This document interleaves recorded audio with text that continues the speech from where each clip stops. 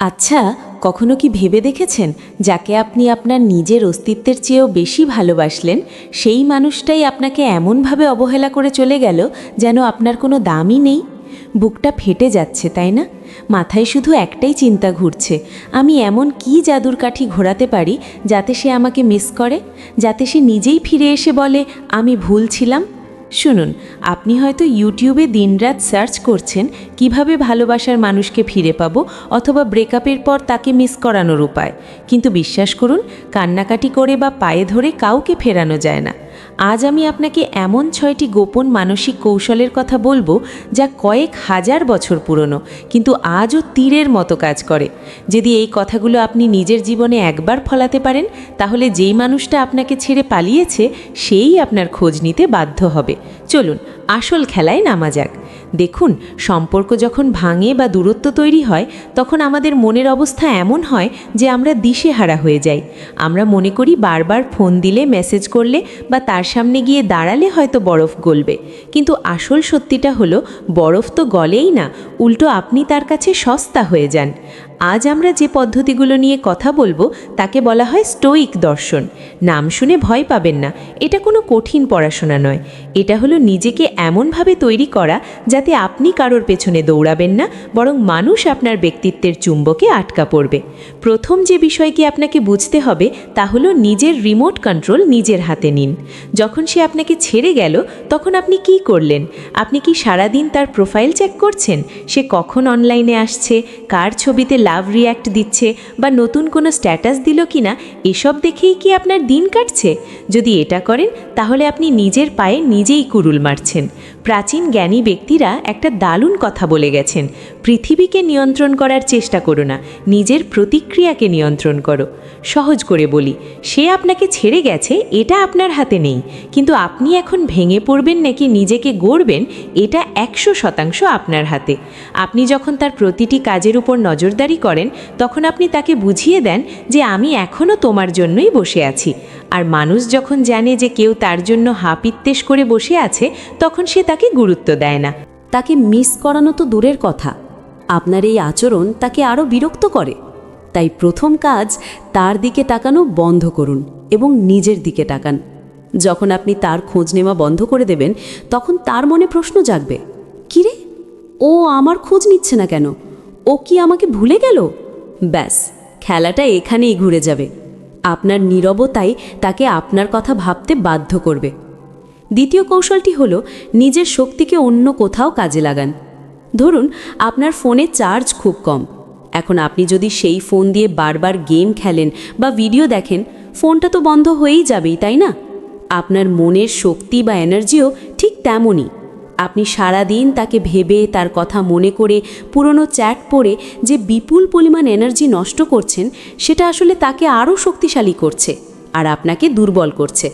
আপনি যত বেশি তাকে ভাববেন, তত বেশি আপনি মানসিকভাবে কাঙাল হয়ে পড়বেন। আর কেউ একজন ভিখারিকে দয়া করতে পারে, কিন্তু ভালোবাসতে পারে না। এখন ভাবুন তো, এই যে বিশাল পরিমাণ কষ্ট আর এনার্জি, এটাকে যদি আপনি নিজের ভালোর জন্য খরচ করতেন। স্টয়িকরা বলেন, কষ্টকে জ্বালানি হিসেবে ব্যবহার করো।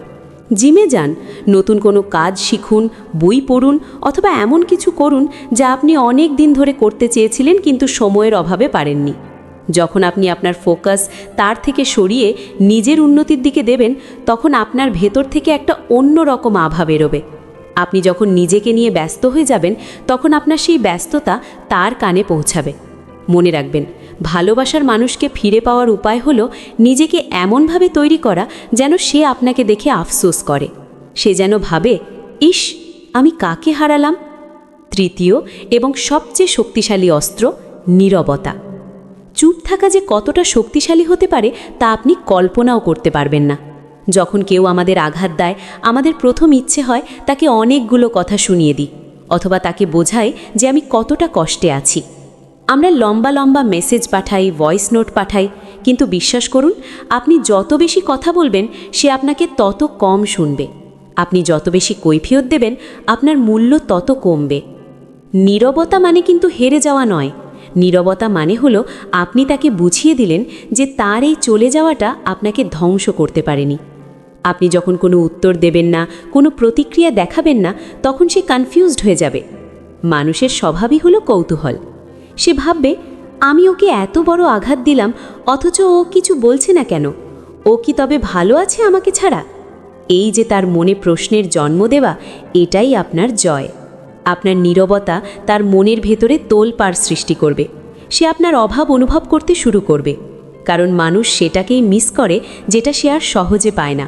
আপনার কথা, আপনার উপস্থিতি যখন তার কাছে সস্তা ছিল, সে গুরুত্ব দেয়নি। এখন আপনার নীরবতাই তার কাছে সবচেয়ে বড় শব্দ হয়ে বাজবে।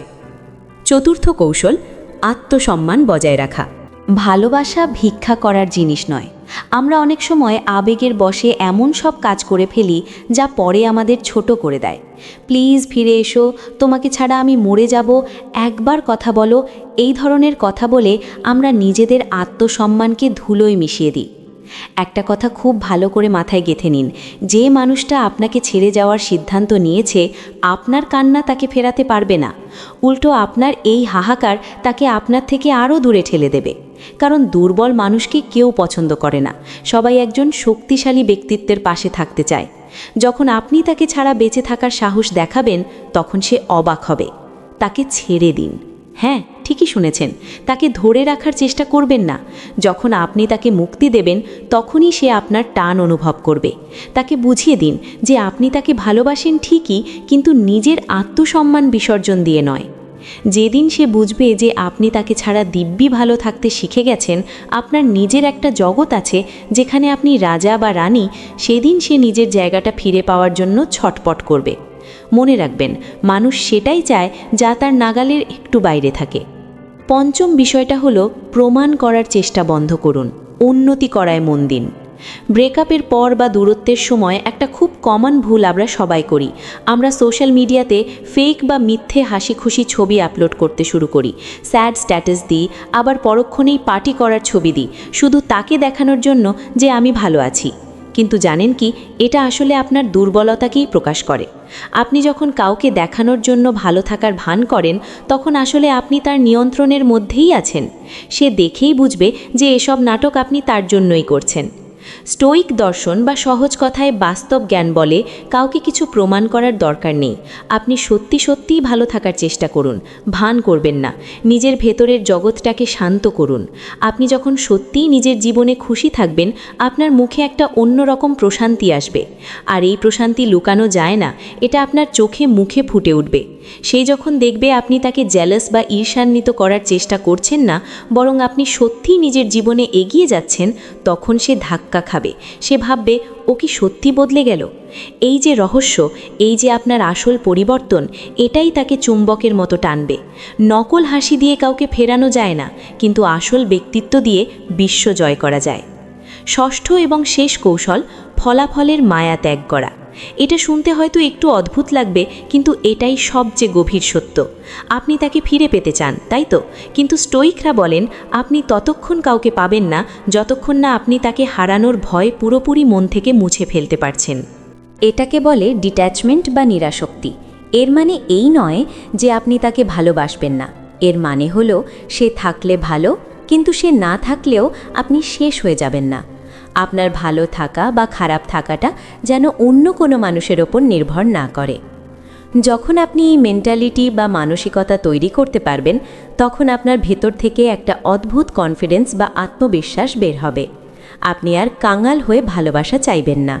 আর মজার ব্যাপার হলো, যখনই আপনি কারোর ওপর নির্ভরশীলতা কমিয়ে দেবেন, তখনই সেই মানুষটা আপনার প্রতি আকৃষ্ট হবে। প্রকৃতির নিয়মই এমন, আপনি যার পেছনে যত দৌড়াবেন, সে তত পালাবে। আর আপনি যখন নিজের জায়গায় স্থির থাকবেন, শক্ত থাকবেন, তখন দুনিয়া আপনার দিকে আসবে। যাকে আপনি হারিয়েছেন বা যে আপনাকে ছেড়ে গেছে, তার স্মৃতি আপনাকে কষ্ট দেবে, এটা স্বাভাবিক। কিন্তু সেই কষ্টকে আঁকড়ে ধরে জীবন থামিয়ে রাখাটা বোকামি। আপনি হয়তো ভাবছেন, ভালোবাসার মানুষ অবহেলা করলে কি করা উচিত? উত্তরটা হলো, নিজেকে এমন উচ্চতায় নিয়ে যান যেখানে অবহেলা শব্দটা পৌঁছাতে পারে না। দেখুন, জীবনটা অনেক বড়। একটা মানুষ আপনার জীবনের একটা অধ্যায় হতে পারে, কিন্তু পুরো বইটা নয়। আপনি যখন নিজেকে ভালোবাসতে শুরু করবেন, নিজের যত্ন নেবেন এবং নিজের সম্মান বজায় রেখে চলবেন, তখন শুধু সেই মানুষটা নয়, বরং তার মতো আরও অনেক ভালো মানুষ আপনার জীবনে আসার জন্য লাইন দেবে। আজ থেকে এই প্রতিজ্ঞা করুন, আর কান্না নয়, আর অপেক্ষা নয়। এবার সময় নিজের গল্পটা নতুন করে লেখার। আপনি নিজেকে ফিরে পান, দেখবেন হারিয়ে যাওয়া মানুষটাও পথ খুঁজে আপনার কাছেই ফিরে আসবে, অথবা তার চেয়েও যোগ্য কেউ আপনার জন্য অপেক্ষা করছে।